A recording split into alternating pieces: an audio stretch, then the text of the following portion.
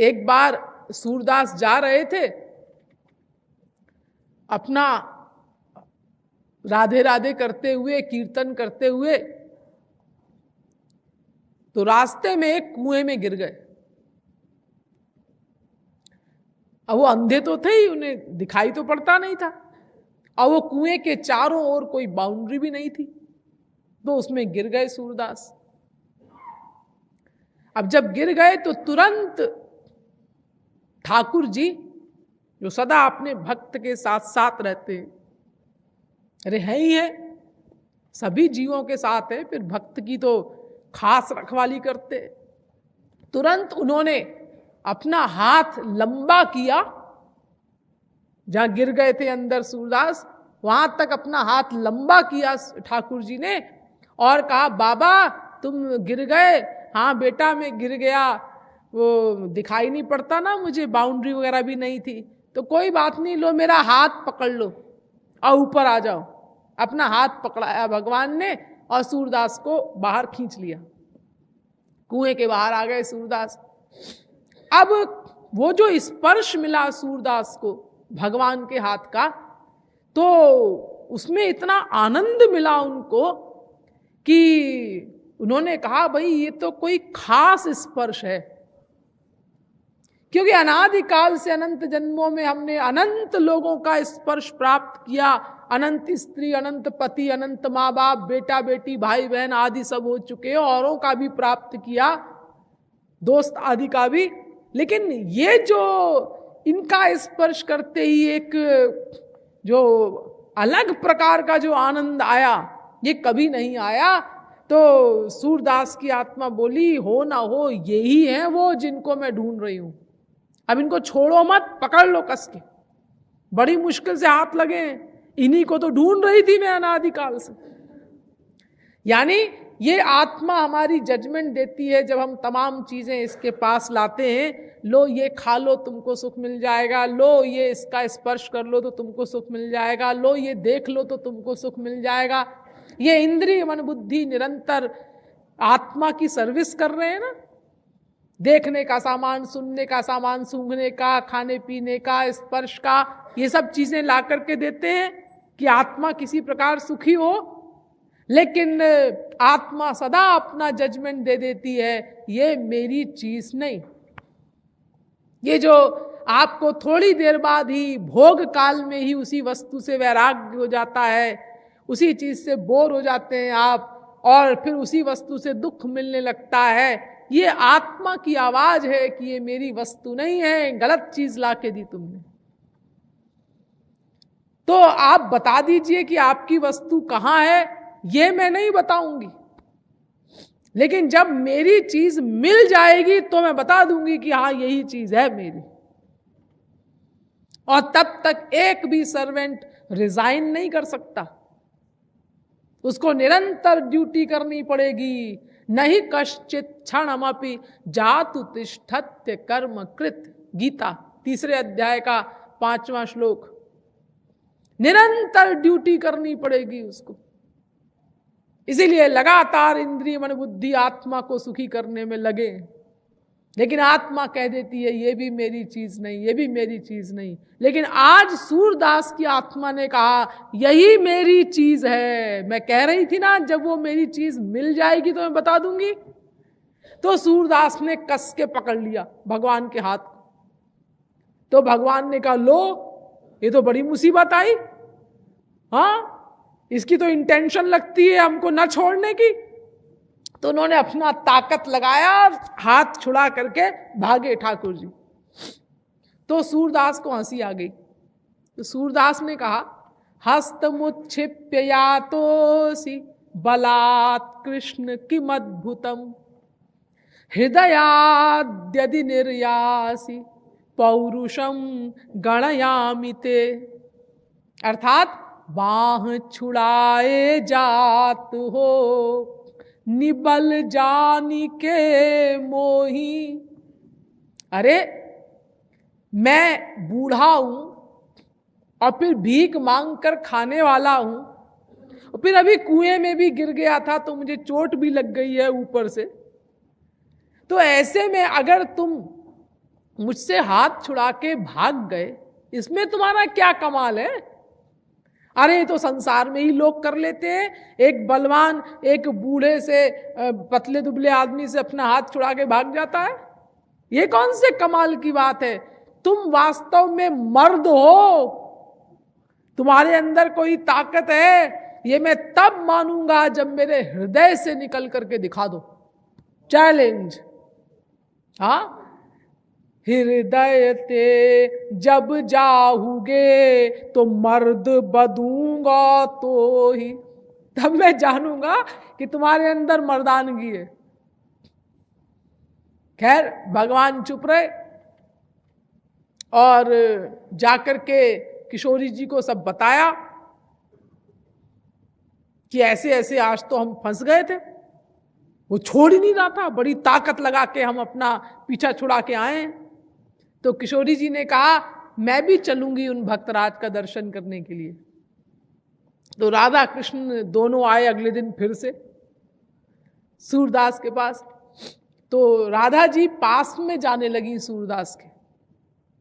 तो भगवान ने कहा ए पास मत जाओ, पकड़ लेगा वो, और एक बार धोखा खा चुका है तो इस बार और जोर से पकड़ेगा।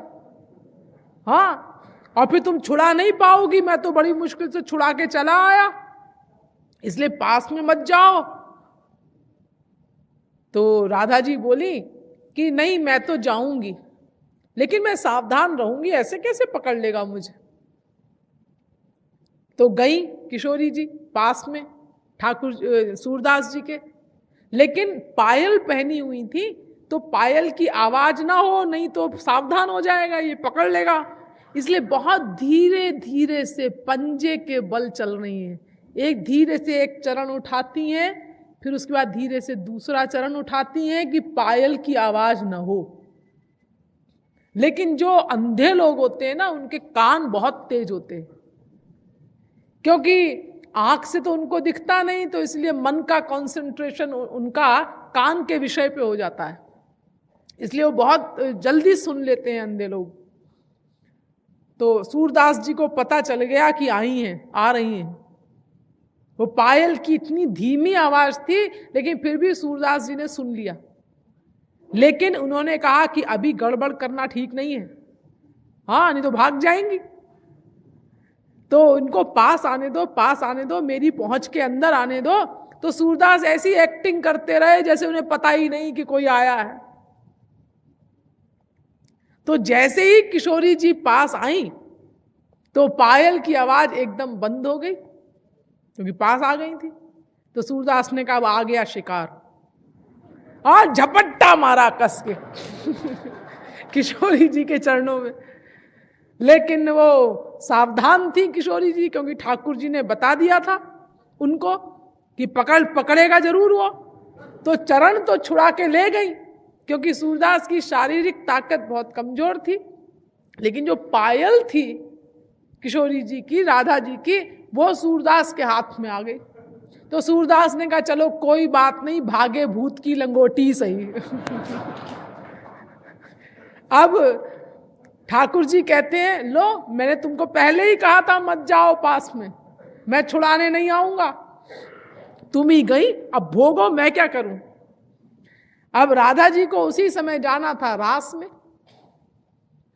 तो वो दूर खड़े होकर के कहती हैं ए बाबा सूरदास, हमारी पायल हमको दे दो ना, हमको रास में जाना है। तो सूरदास बोले कि देखो ऐसा है कि पायल देने में तो मुझे कोई आपत्ति नहीं है, क्योंकि मैं क्या करूंगा पायल का, मैं तो वैसे भी पुरुष हूं। लेकिन समस्या ये है कि मुझे क्या मालूम कि ये तुम्हारी ही पायल है, क्योंकि मैं तो अंधा हूं। मान लो यहां और भी स्त्रियां खड़ी हों और मैं पायल तुमको दे दूं, बाद में वो आके मुझसे लड़े कि तुमने मेरी पायल उसको क्यों दी। तो पहले अगर मैं देख लूं, एक बार मिला लूं कि हाँ ये तुम्हारी ही पायल है, तो फिर मैं तुमको दे सकता हूं।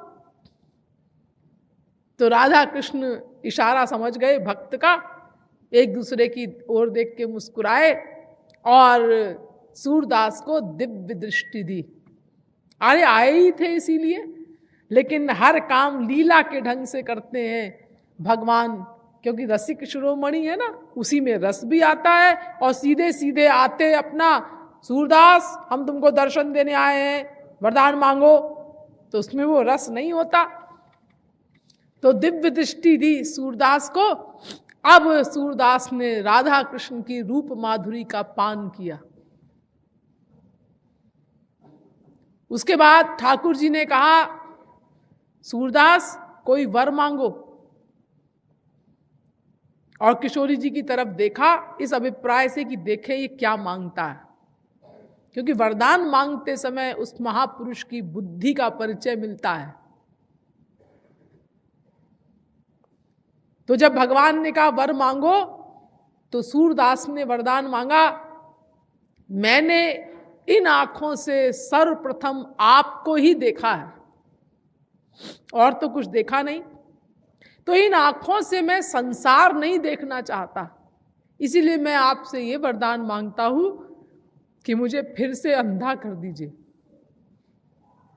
ठाकुर जी की आंखों से आंसू बहने लगे, लेकिन क्या करते, भक्त जो मांगेगा वो देना पड़ेगा।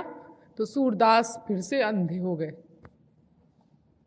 तो देखिए, मैं आपको ये बता रही थी कि भगवान का दर्शन करने के लिए ये आंखें कंपलसरी नहीं है। सूरदास के पास ये आंखें नहीं थी, लेकिन जब भगवान ने अपनी दिव्य दृष्टि दी तो उससे उनको श्री कृष्ण का दर्शन हुआ, राधा कृष्ण का दर्शन हुआ। तो भगवान जो दिव्य दृष्टि देते हैं, दिव्य शक्ति देते हैं, तो ये जो प्लस शब्द मैंने यूज किया था, उसका मतलब ये नहीं होता कि ये सब इंद्रियां कंपलसरी हैं। ये हैं तो इन्हीं में दे देंगे, अगर नहीं है तो भी कोई फर्क नहीं पड़ता, क्योंकि काम तो उनकी दी हुई दिव्य दृष्टि से होना है। अगर ये इंद्रियां कंपलसरी होती तो अंधे लोग हड़ताल कर देते भगवान के आगे कि हमको फ्री भगवत प्राप्ति कराई जाए, क्योंकि हमारे पास आंखें नहीं है। इसी प्रकार बहरे लोग हड़ताल कर देते कि हमको फ्री भगवत प्राप्ति कराई जाए, क्योंकि हमारे पास कान नहीं है, हम आपके शब्द नहीं सुन सकते। तो भगवान ने कहा, भाई इसकी क्या आवश्यकता है, आंख कान वगैरह की नहीं है तो कोई बात नहीं मैं दूंगा तुमको दिव्य आंख दिव्य कान, उससे तुमको मेरा दर्शनादि प्राप्त होगा।